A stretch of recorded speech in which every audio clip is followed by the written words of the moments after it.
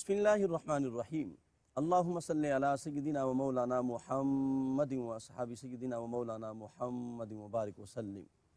السلام علیکم ورحمۃ اللہ وبرکاتہ۔ ناظرین کرام، ARYQ TV پر حیات صحابہ رضی اللہ تعالیٰ عنہم کے بابرکت پروگرام میں میں ہوں آپ کا میزبان قاری محمد یونس قادری۔ اس پروگرام میں ہم صحابہ کرام کی سیرت و کردار پہ، حیات طیبہ پہ بات کرتے ہیں۔ صحابہ کرام رضوان اللہ تعالیٰ علیہم اجمعین انوکھے جانثار تھے۔ ان کی زندگی کا ایک ایک لمحہ، ان کا اٹھنا بیٹھنا، مرنا جینا، خوشی غمی صرف اللہ اور اللہ کے رسول کے لیے تھی۔ قربان جاؤں، ان کی زندگی کا مقصد اسلام کی سربلندی تھا۔ وہ اللہ اور اللہ کے رسول کے حکم پر آنکھیں بند کر کے عمل کرتے تھے۔ وہ مخلوق کا ٹوٹا ہوا تعلق خالق سے جوڑتے تھے، امتی کا ٹوٹا ہوا تعلق نبی سے جوڑتے تھے۔ وہ زینت اسلام تھے، وہ رونق اسلام تھے، وہ مجسم اسلام تھے۔ اور کسی شاعر نے کیا خوب کہا کہ اللہ نے زینت بخشی ہے افلاک کو روشن تاروں سے، اللہ نے زینت بخشی ہے افلاک کو روشن تاروں سے، اور اسلام نے رونق پائی ہے پیارے نبی کے یاروں سے۔ اور صدیق و عمر ہیں سمع و بصر، عثمان و علی ہیں قلب و جگر۔ صدیق و عمر ہیں سمع و بصر، اور عثمان و علی ہیں قلب و جگر۔ حضرت کے ہیں سب منظور نظر، ہو کیوں نہ محبت چاروں سے۔ اور ہیں مرتبے ان کے سب سے بڑے، جو بدر و احد میں جا کر لڑے۔ دنیا میں تجلی پھیلی ہے واللہ انہی ماں پاروں سے۔ اور ادنا سا اشارہ جس کو کیا، سر اس کا قدم پر آ کے گرا۔ کیا داد شجاعت دیتے تھے وہ رنگ بری تلواروں سے۔ اسلام نے رونق پائی ہے پیارے نبی کے یاروں سے۔ ناظرین محترم، اس پروگرام میں الحمدللہ وہ شخصیت جن کو میں علوم صحابہ پر انسائکلوپیڈیا کہوں تو یقیناً وہ سچ ہوگا، اور بڑی عمیق اور گہری نظر رکھتے ہیں، حضرت علامہ شیخ الحدیث مفتی محمد طاہر تبسم قادری صاحب۔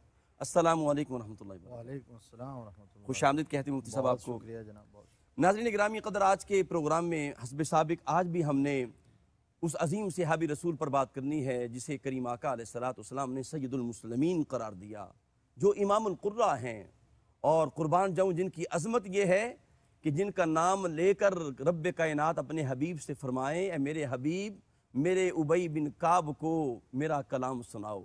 سیدنا ابی بن کعب رضی اللہ تعالیٰ عنہ جو ہجرت سے پہلے دار اسلام میں داخل ہوئے، اور سن 12 نبوی کے اندر 12 صحابہ غلاموں کے ساتھ وہ 12ویں والے آقا تاجدار نبوت کی بارگاہ میں وہ سرکار کے دست اقدس پر بیعت ہوئے، غلامی مصطفیٰ میں آئے، اور غزوہ بدر سے لے کر تمام غزوات میں کریم آقا علیہ السلام کے شانہ بشانہ رہے۔ سیدنا عمر فاروق رضی اللہ تعالیٰ کے دور میں جب آپ نے نماز تراویح کا اہتمام کیا تو حضور کی امت کا امام مصلی پر انہوں نے امام القرہ اور سید المسلمین جناب سیدنا ابی بن کعب رضی اللہ تعالیٰ عنہ کو کھڑا کیا۔ جی مفتی صاحب، قرآن کا اور ابی بن کعب کا گہرا تعلق ہے، اس بھی آپ نے پہلے پروگرام پہ بات کی، میں چاہتا ہوں اس تعلق کو اور زیادہ ہم مضبوط کریں۔ بسم اللہ۔ نحمدہ ونصلی ونسلم علی رسولہ الکریم، اما بعد فاعوذ باللہ من الشیطان الرجیم، بسم اللہ الرحمن الرحیم۔ جزاک اللہ، بہت خوبصورت انٹرو آپ نے پیش کیا، مہربانی جناب، بہت شکریہ۔ حضرت سیدنا ابی بن کعب رضی اللہ تعالی عنہ حضور صلی اللہ علیہ وسلم کے صحابہ میں جی، وہ ممتاز ہستی ہیں، وہ محترم شخصیت ہیں سبحان اللہ، جن کا تعارف اللہ کا کلام ہے۔ واہ واہ واہ، کیا کہنے۔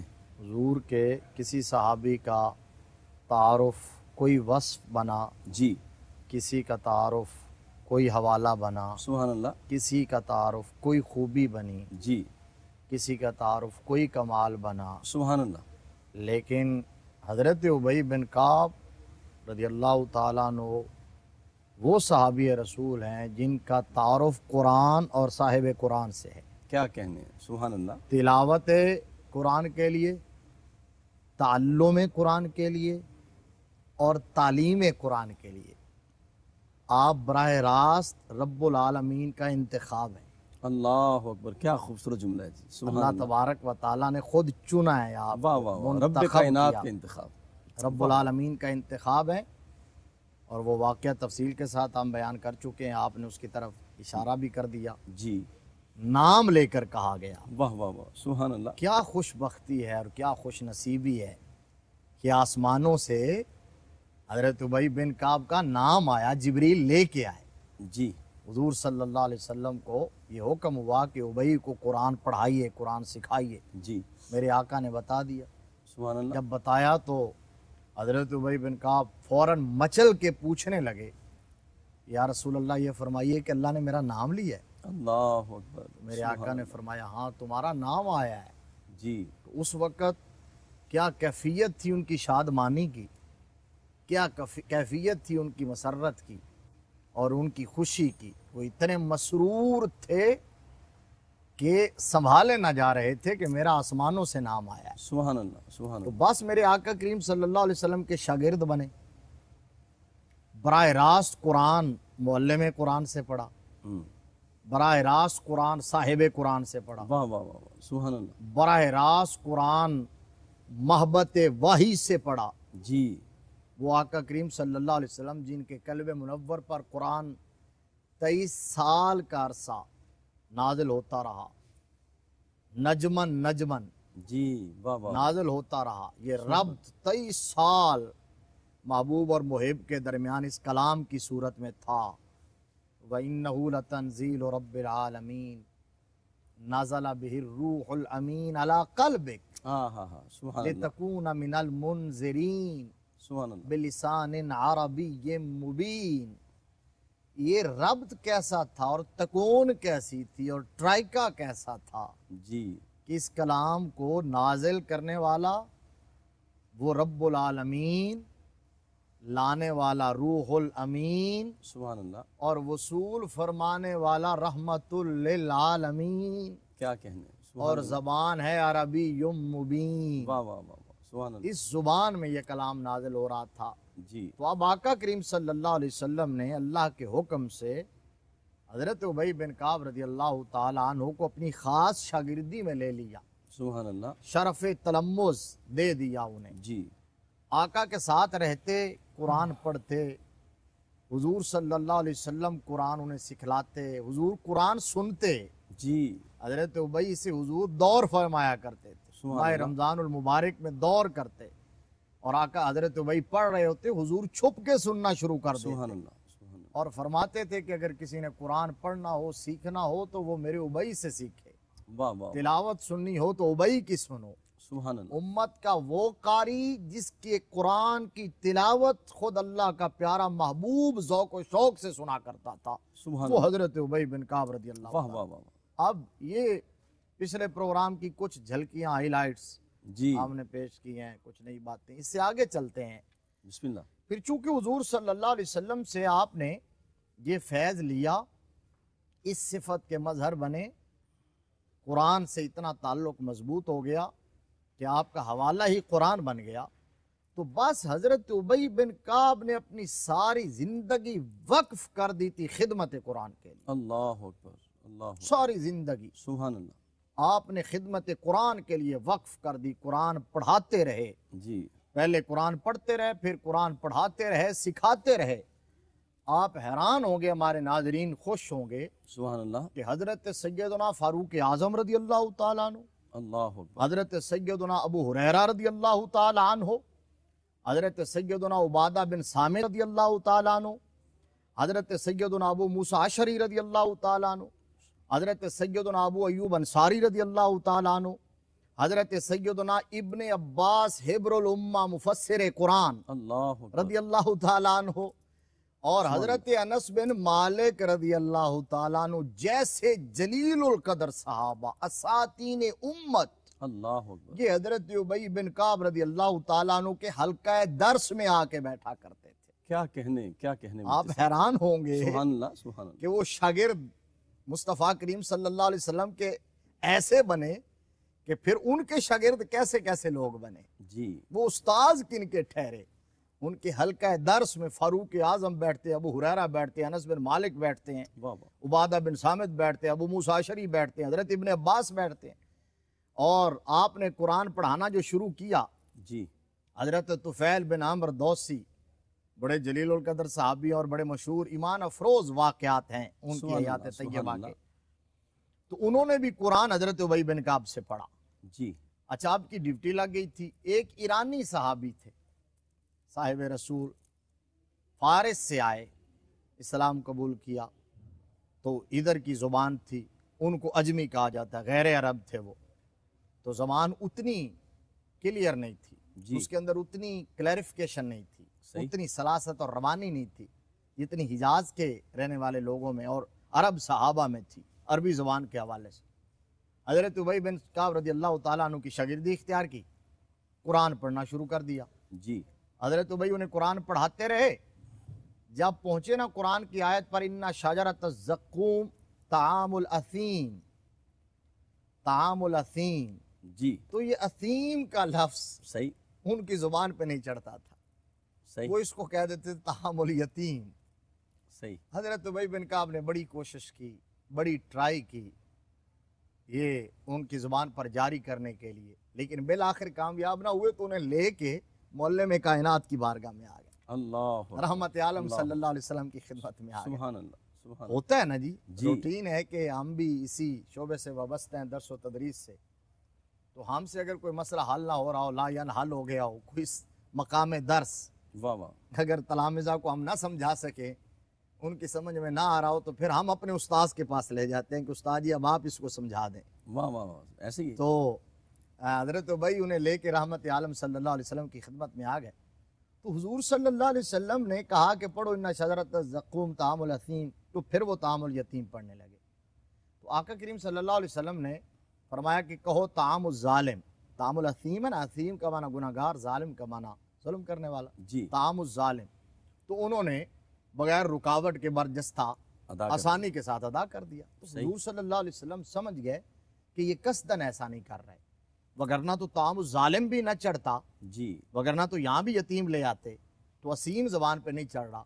تو اس وقت میرے آقا کہ یہ ہے جو حکمت ہے اور استاذ کا جو منصب ہے اور معلم کا جو منصب ہے. سبحان اللہ. تو میرے آقا نے فرمایا کہ ابی جاؤ، لے جاؤ، محنت کرتے رہو، سٹرگل کرتے رہو، کوشش کرتے رہو.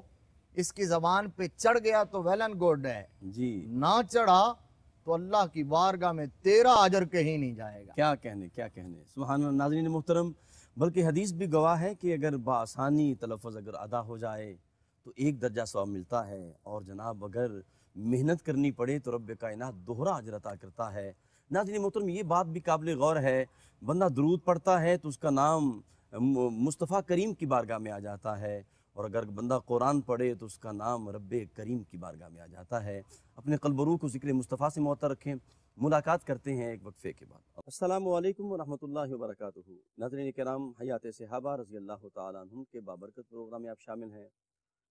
سیدنا ابی بن کعب رضی اللہ تعالیٰ عنہ، رب کائنات نے آپ کو کیا عظمتوں کے تاج قرآن کے عطا فرمائے تھے، اور بڑے بڑے جلیل القدر صحابہ بھی آپ سے سوال کیا کرتے تھے. خود سیدنا عمر فاروق رضی اللہ تعالیٰ عنہ اپنے دور خلافت میں آپ نے ایک مجلس مشاورت بپا کی، اور آپ نے پوچھا کہ تقویٰ کیا ہے. تو صحابہ نے جو تجیہات ان کے ذہن میں تھی بیان کی.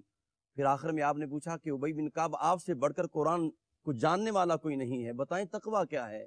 تو آپ نے فرمایا کہ اے عمر، تقویٰ یہ ہے کہ بندہ اگر خاردار جھاڑیوں سے اس راستے سے گزرے تو وہ کیسے گزرتا ہے؟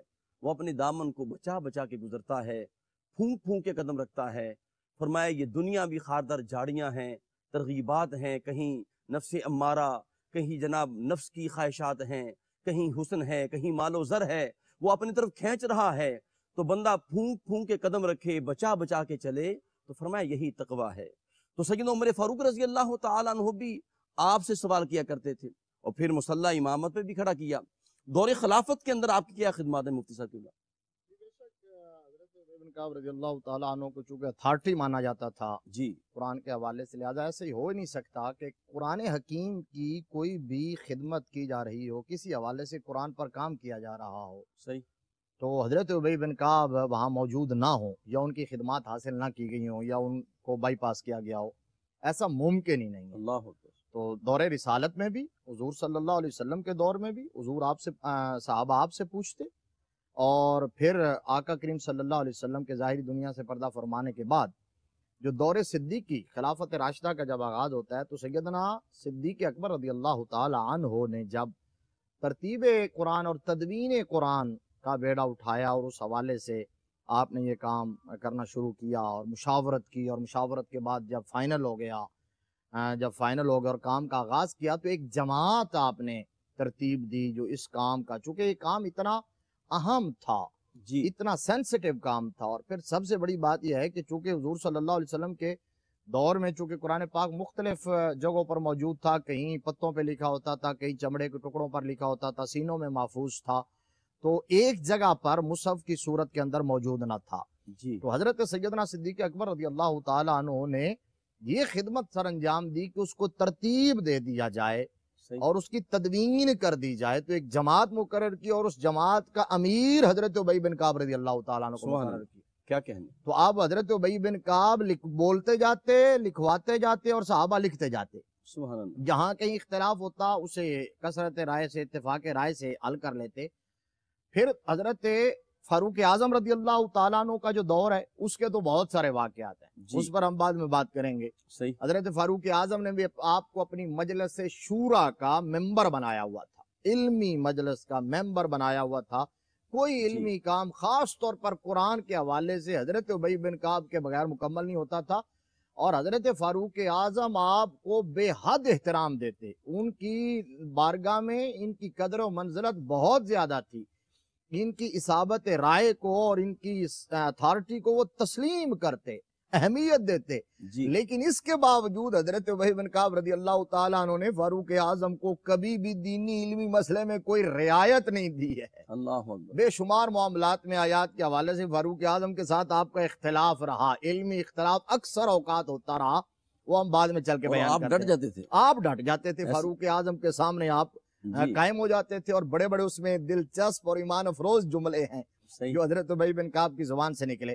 دور عثمانی کے اندر جو بہت بڑا کارنامہ سر انجام دیا گیا، اور حضرت سیدنا عثمان غنی ذو النورین رضی اللہ تعالی عنہ کا تعارف بھی اس حوالے سے آپ کا جو امتیازی وصف ہے، دو وصف بہت مشہور ہیں، جی ایک کامل الحیاء والایمان واہ واہ واہ، اور دوسرا جامع القرآن۔ بے شک بے شک۔ تو عثمان غنی کا تذکرہ ہے اور جمع قرآن کا ذکر نہ ہو کیسے ہو سکتا ہے؟ جمع قرآن کا اب چونکہ قراءات مختلف تھی، وہی بات کہ قراءات کا اختلاف ہوتا تھا، جو ہم کہہ رہے ہیں کہ صحابہ فاروق اعظم کے ساتھ آپ کا تو قراءات مختلف تھی، جی تو مختلف صحابہ کی قراءات مختلف تھی تو ان کا اختلاف ہوتا تھا۔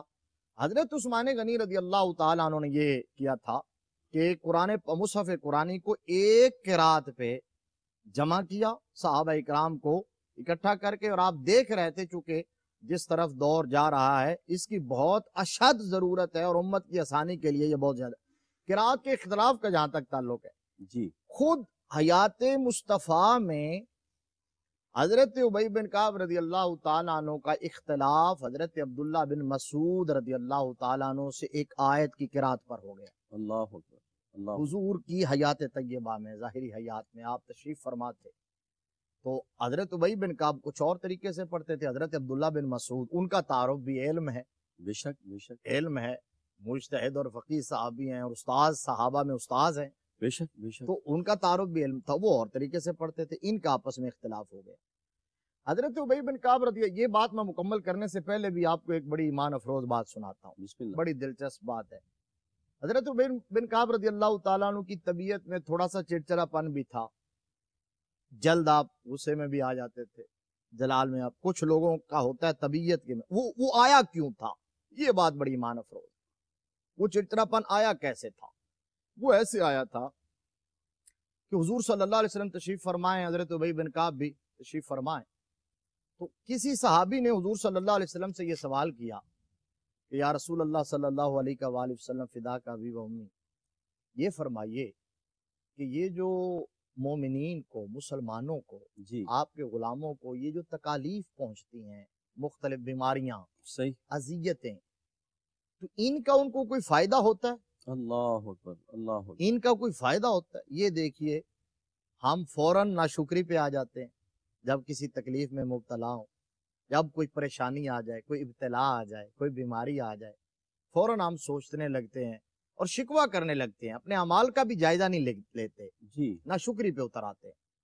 میرے مصطفیٰ کریم صلی اللہ علیہ وسلم نے فرمایا بندہ مومن کو جو تکلیف، جو اذیت، جو بیماری پہنچتی ہے وہ اس کے گناہوں کا کفارہ بن جاتی ہے، واہ واہ واہ، سبحان اللہ سبحان اللہ۔ اس کے گناہوں کا کفارہ بن جاتی ہے۔ بلکہ مفتی صاحب کریم آقا کے الفاظ یہ ہیں جس کا ترجمہ ہے کہ کانٹا بھی چبھے تو یہ وہ اگلی اس کا اسی بھی روایت کے آگے، ابھی میں واہ جا واہ، رہا ہوں، آگے جا رہا ہوں۔ سبحان اللہ، تو اب صحابہ نے پوچھا کہ یا رسول اللہ کیا چھوٹی سی تکلیف بھی؟ اللہ اکبر، اللہ اکبر، آپ نے فرمایا تم سبحان چھوٹی تکلیف کی بات کرتے ہو، میرے امتی کو کانٹا بھی چبھے واہ واہ واہ واہ، تو وہ بھی اس کی کسی خطا اور کسی گناہ اور غلطی کا کفارہ بنتی ہے۔ بے شک بے جب شک، یہ بات سنی نا حضرت ابی بن کعب رضی اللہ تعالی عنہ نے، عشق دیکھیے، واہ واہ، محبت دیکھیے، حضور کی زبان پر جو ہے کیسا اعتماد، بھروسہ اور اعتماد ہے، واہ واہ، تو فوراً دعا کے لیے ہاتھ اٹھا دی اور اللہ کی بارگاہ میں عرض کیا کہ یا اللہ پھر میں درخواست کرتا ہوں کہ آج کے بعد مجھے بیماری رکھنا، سبحان اللہ، اللہ مجھے بیماری میں مبتلا رکھنا، سوائے اس کے کہ میں نماز پڑھ سکوں، روزہ رکھ سکوں، حج کر سکوں، جہاد میں شریک، اتنی کی ہمت اور طاقت مجھے دے دینا، لیکن کامل صحت میری اب خواہش نہیں ہے، کیا کچھ کہنے، نہ کچھ بیماری، کچھ نہ کچھ تکلیف مجھے رہے جی تاکہ میرے گناہوں کا کفارہ بنتی رہے۔ تو حضرت ابی بن کعب کی یہ دعا قبول ہو گئی۔ صحابہ کہتے ہیں یہ سبحان دعا اللہ، قبول ہو گئی اور حضرت ابی بن کعب کو اکثر بخار رہتا تھا، جی ہلکا بخار رہتا تھا۔ تو وہ جب اس کیفیت میں بندہ رہتا ہے تو اس کی برداشت کم ہو جاتی ہے، پھر خاص طور پر ادروائز بندہ کوئی مزاج کے خلاف بھی بات ہو تو بندہ جانے دیتا ہے اس کو، صحیح، کوئی اگر تھوڑی سی غلط بات بھی کہہ دے تو بندہ کہتا ہے، لیکن جب اس طرح کی کیفیت ہو پھر وہ ڈٹ جاتا ہے اور قائم ہو جاتا ہے اور ہر بات کا محاسبہ اور احتساب کرنا ضروری سمجھتا ہے۔ جی تو حضرت عبداللہ بن مسعود سے ہوا اختلاف صحیح، آیت کی قرات کے حوالے سے، تو دونوں نے آپس میں جب دیکھا کہ حل نہیں ہوا تو دونوں آ گئے رسالت مآب صلی اللہ علیہ وسلم کی بارگاہ میں۔ سبحان اللہ، حضور سبحان صلی اللہ علیہ وآلہ وسلم کو عرض کیا کہ جی عبداللہ بن مسعود اس طرح تلاوت کر رہے ہیں، ابی بن کعب نے کہا میں اس طرح پڑھتا ہوں۔ حضور نے دونوں سے جب سنا نا، رحمت عالم صلی اللہ علیہ وسلم نے فرمایا دونوں ٹھیک پڑھ رہے ہیں، سبحان اللہ، سبحان اللہ، دونوں ٹھیک پڑھ رہے ہیں۔ اچھا چونکہ قرات کا اختلاف تھا، روایت کا اختلاف تھا، تو میں دونوں ٹھیک پڑھ رہے ہیں، آپ کا تو شعبہ ہے، مجھ جی سے بہتر سمجھتے ہیں آپ صحیح، قرات کو۔ حضرت ابی بن کعب نے عرض کیا، تھوڑا سا وہی طبیعت والی بات عرض کیا کہ آقا یہ کیسے ہو سکتا ہے کہ دونوں ٹھیک ہو جائیں، یا میں ٹھیک ہوں یا وہ ٹھیک ہے؟ جی عرض تو کر دیا لیکن مان خیال آیا کہ میں نے کس بارگاہ میں یہ کہا، اللہ اکبر، اللہ اکبر، بس کیفیت بدل گئی، طبیعت پہ وہ گرانی ہوئی، مزاج پہ کہ کپ کپی طاری ہو گئی، رونگٹے کھڑے ہو گئے اور اتھرو جاری ہو گئے کہ میں نے کیا کہہ دیا اور آقا کی بارگاہ میں یہ کہہ دیا ہے۔ جب حضور نے فرما دیا دونوں ٹھیک ہے تو بس ختم ہو جانی چاہیے تھی واہ بات۔ واہ واہ، تو جب یہ کیفیت کپ کپی کی میرے آقا کریم صلی اللہ علیہ وسلم نے دیکھی، حضور بھانپ گئے کہ میرے ابی کی زبان سے جو جملہ نکلا ہے یوسی کی ندامت کا اللہ احساس ہے۔ اللہ اکبر، رحمت عالم صلی اللہ علیہ وسلم نے فوراً سینے پہ ہاتھ رکھ دیا، سبحان اللہ، سبحان اللہ، ہاتھ رکھا اور اللہ کی بارگاہ میں واہ، دعا کی کہ یا اللہ میرے ابی سے اس اضطراب کو دور کر دے۔ اللہ اکبر، کیا میرے کہنے، مصطفیٰ کریم صلی اللہ علیہ وسلم نے دعا سبحان کی تو حضرت ابی بن کعب کا اضطراب ختم ہو گیا، سکینہ اور سکون کی کیفیت طاری ہو گئی، اطمینان قلب ہو گیا کہ میرے مصطفیٰ کریم صلی اللہ علیہ وسلم نے جو فرمایا ہے وہ سچ فرمایا ہے۔ کیا کہنے، کیا کہنے، تو حضرت ابی بن کعب رضی اللہ تعالی عنہ ساری زندگی اسی خدمت کے اندر رہے۔ آپ نے یہ کہا کہ صحابہ اکرام کے دور میں، دور صدیقی میں بھی خدمت قرآن میں، واہ واہ، دور فاروقی میں بھی خدمت قرآن میں، اور دور عثمانی کے اندر بھی خدمت قرآن میں۔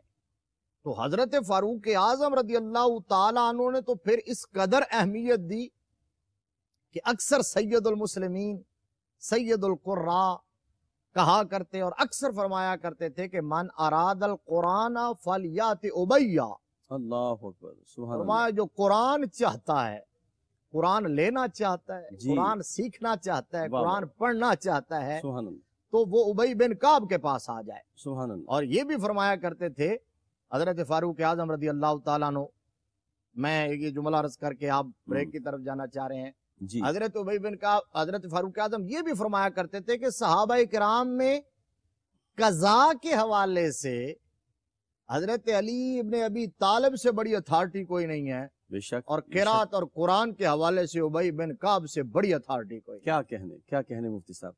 ناظرین محترم، سیدنا ابی بن کعب رضی اللہ تعالیٰ عنہ، ان کی عظمتوں کا کیا کہنا، جن کے بابت میرے کریم آقا خود فرمائیں اگر قرآن سیکھنا ہے تو ابی بن کعب سے سیکھو۔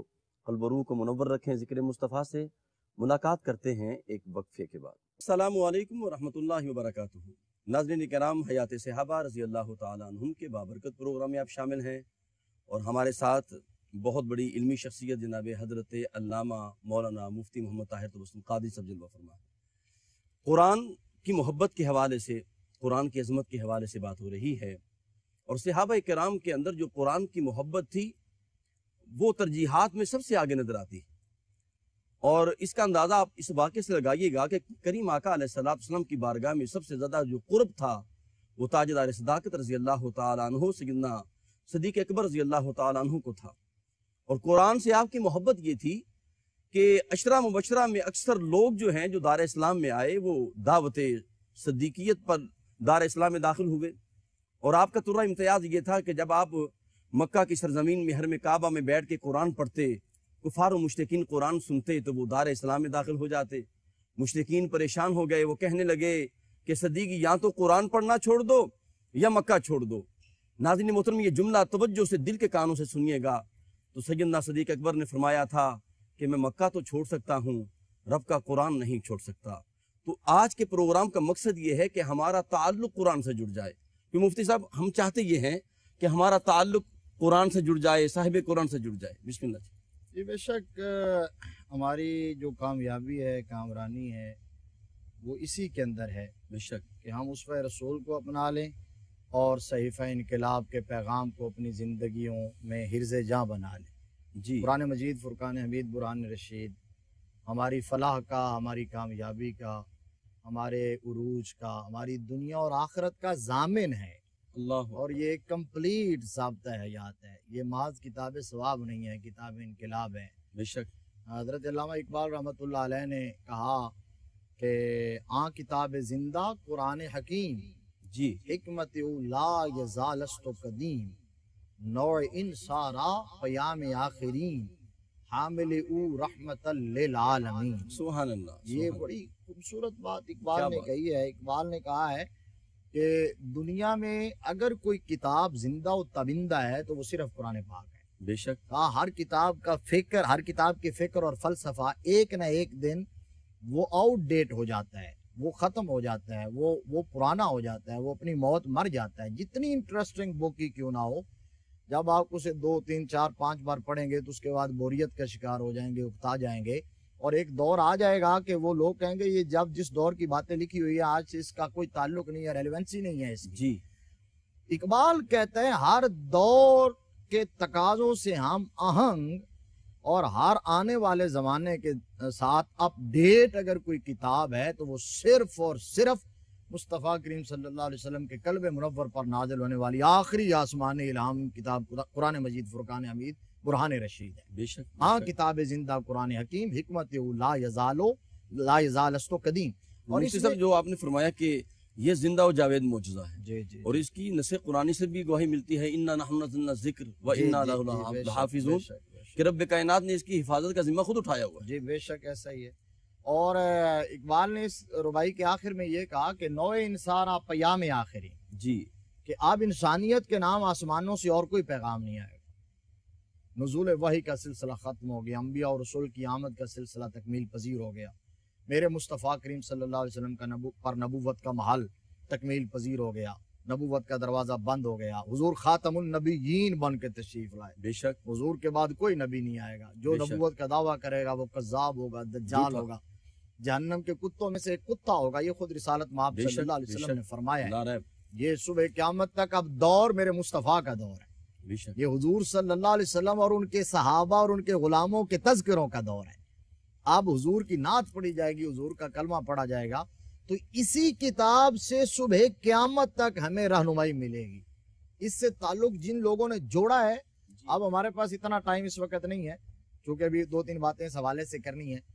تاریخ اسلام کے اندر ایسے ایسے بطل جلیل گزرے ہیں اللہ کہ جنہوں نے دنیا جہاں کے ہر مسئلے کا حل قرآن کو کھول کے نکالا ہے, قرآن سے ڈھونڈا ہے, جنہوں نے قرآن سے اپنا تعلق مضبوط کیا تھا رشتہ. اور آج بھی ہم سے بڑھ کر اس کتاب پر ریسرچ وہ مغربی دنیا میں ہوتی ہے. جی, اس کتاب کے سنہری اصولوں کو وہ اپنی پریکٹیکل لائف کے اندر اپلائی کرتے ہیں. ہم صرف اس کو برکت کے لیے اور ثواب کے لیے ہم نے سمجھ لیا. واپس آ جائیے, جو بات میں نے کہی تھی, ہمارا آخری پروگرام ہے حضرت ابی بن کعب پر, کہ سیدنا فاروق اعظم رضی اللہ تعالیٰ عنہ کے ساتھ جو آپ کا قرات کے معاملات پر اختلاف ہوتا رہتا تھا. اب اس کے اندر ہمارے لیے کیا سبق ہے, کیا درس ہے, کتنا بڑا پیغام ہے کہ فاروق اعظم جیسی ہستی جن کے روب و دبدبا کا ایسا یعنی ضرب المثل بن گیا, بے شک جن کے روب و دبدبا کا عالم یہ ہو کہ ابلیس بھی راستہ چھوڑ جائے, زمین پہ درہ ماریں اور جی. کہیں کہ زمین جنبش کیوں کر رہی ہے, کیا عمر نے تیرے سینے پر انصاف نہیں کیا.